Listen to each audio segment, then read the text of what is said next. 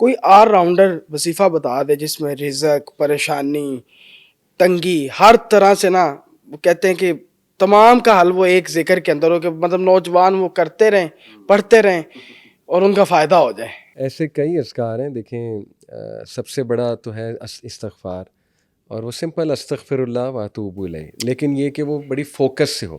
امام ابن حجر تھے غالباً، ان کے پاس ایک شخص آیا، یا مے بی امام غزالی تھے، اینی وے ان کے پاس ایک شخص آیا، کہا کہ نا مجھے رزق میں تنگی ہے، تو انہوں نے کہا استغفار کرو. ایک آیا، اس نے کہا کہ مجھے بے اولادی ہے، تو انہوں نے کہا کثرت سے استغفار کرو. اسی طرح ایک آیا، اس نے کہا کہ میرے گھریلو مسائل چل رہے ہیں، تو انہوں نے کہا استغفار کرو. اسی طرح ایک آیا، اس نے کہا کہ ہمیں مالی پریشانی ہے وغیرہ وغیرہ، تو ہر ایک کو کہا استغفار کرو. تو اینڈ میں وہ آڈینس نے پوچھا کہ امام صاحب ہر ایک کو استغفار، مطلب یہ آپ نے ہر مسئلے کا حل ہے؟ انہوں نے کہا آپ نے سورہ نو نہیں پڑھی؟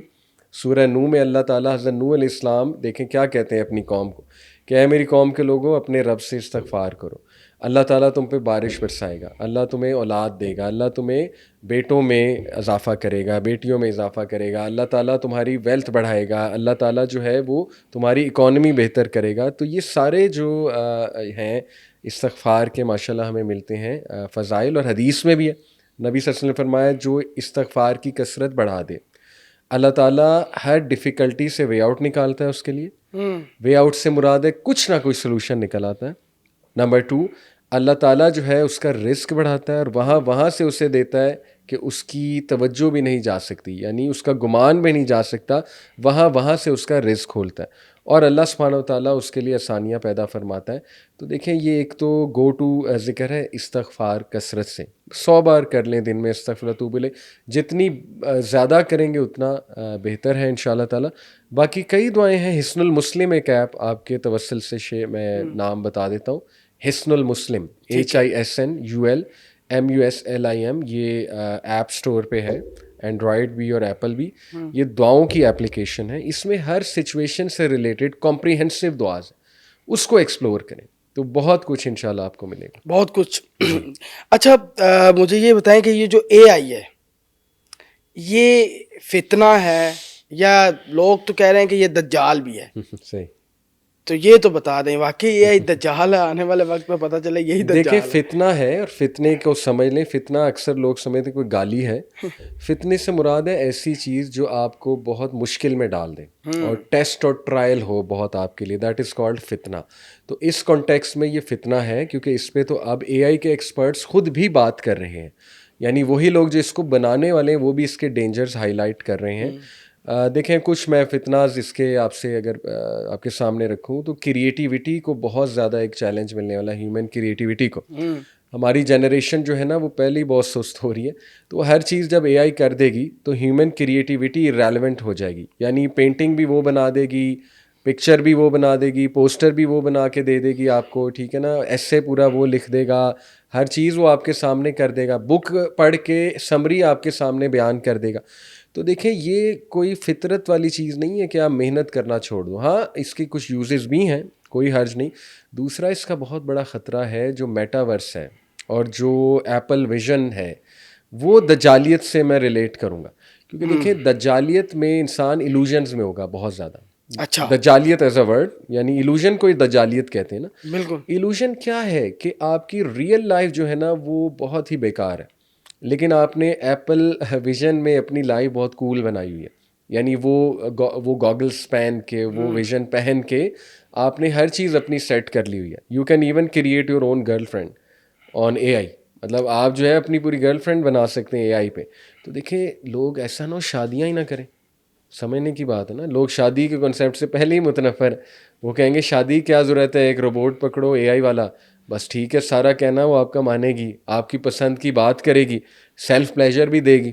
اللہ معاف کرے اگر بات سوچی جائے تو یہاں تک بھی بات جائے گی. تو ہو رہا ہے یہ تو ہو رہا ہے. اور میٹاورس آپ دیکھیں کہ وہ پھر پورا ورچوئل ورلڈ ہے. ہماری جو جنریشن ہے جس کا پہلے ہی 10 آور اسکرین ٹائم ہے، یہ جو ینگ بچے ہیں، تو میٹاورس جب آ گیا، یہ ایپل ویژن جب عام ہو گیا، تو یہ تو 16 گھنٹے ان کا جو ہے وہ ہوگا پھر خواب بھی آپ ڈیزائن کر سکتے ہیں اپنے اپنی مرضی سے. یہ ایک ایلوژنس کا ورلڈ ہے. جو ایلوژنس کی طرف انسانیت چلا جائے گا تو پھر وہ فطرت سے بہت دور چلا جائے گا. تو جا فطری چکا ہے, لائف سٹائل تقریباً جا چکا ہے. اور اس سے ڈپریشن بڑھے گی, مینٹل ڈس آرڈرز بڑھیں گے, پرسنالٹی کے ڈس آرڈر سامنے آئیں گے, اسپلٹ پرسنالٹی ڈس آرڈر, فیکنیس بڑھے گی انسانیت میں, ٹھیک ہے نا. تو بڑے اس کے سوشل ایشوز ہیں. تو yes, in that context it can be called دجالیت. یہ میں ضرور کہوں گا. علی بھائی پھر دجال کی کیا ضرورت ہے؟ سارا کچھ تو پہلے ہی ہو چکا ہے. وہی جو دجال نے آ کے کرنا ہے, اے آئی کر رہی ہے, سارا کچھ وہی ہو رہا ہے. پھر دجال نے آ کے کیا مطلب آ کے بتانا ہے کہ یہ آئی میری تھی, یا بس یہی کرنا سمپل ایز اے کیریکٹر؟ یہ تو میں پکا میرا عقیدہ ہے اور ہونا بھی چاہیے سب کا کہ وہ ایک کیریکٹر ہے, ٹھیک ہے, وہ ایک شخص ہے اور اس نے آنا ہے. تو وہ اس کے یہ ٹولز ہو سکتے ہیں. یعنی اس کے پاس میرے نزدیک بہت بلیک میجک بھی ہوگا جو احادیث سے کافی بات ثابت ہوتی ہے. اس کے پاس کوئی ہائی فائی ٹیکنالوجی بھی ہوگی, شیاطین اور جنات بھی ہوں گے, ٹھیک ہے, جن کو وہ سامنے کھڑا کر دے گا. انسان ڈسیو ہو جائے گا, یہ میرے ماں باپ سامنے کھڑے ہوئے وغیرہ وغیرہ.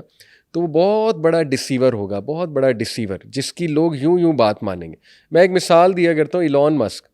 میں نہیں کہتا ہوں دجال ہے, لیکن ایلون مسک آج کوئی بات کر دے, کوئی اسٹیٹس ڈال دے, پوری دنیا بلائنڈ فالوئنگ کرے گی کہ نہیں کرے گی.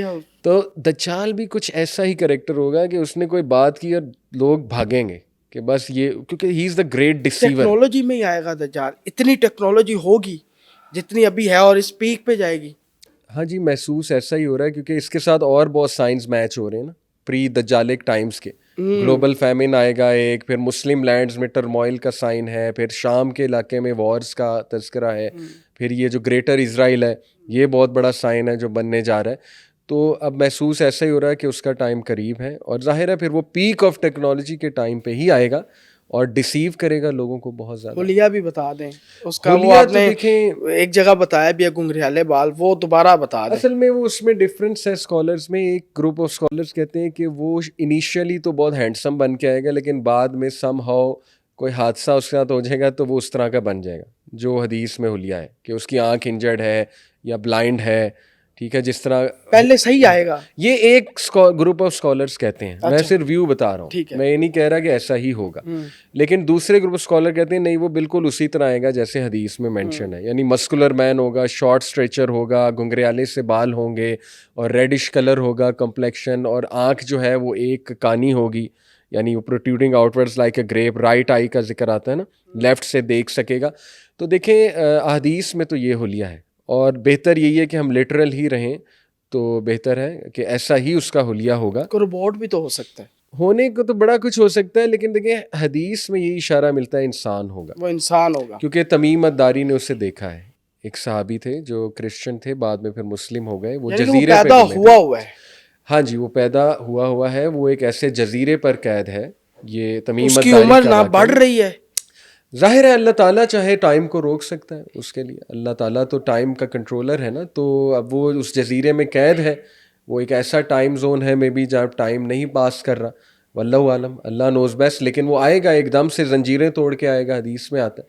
امام مہدی کا سن کے اسے بڑا غصہ چڑھے گا,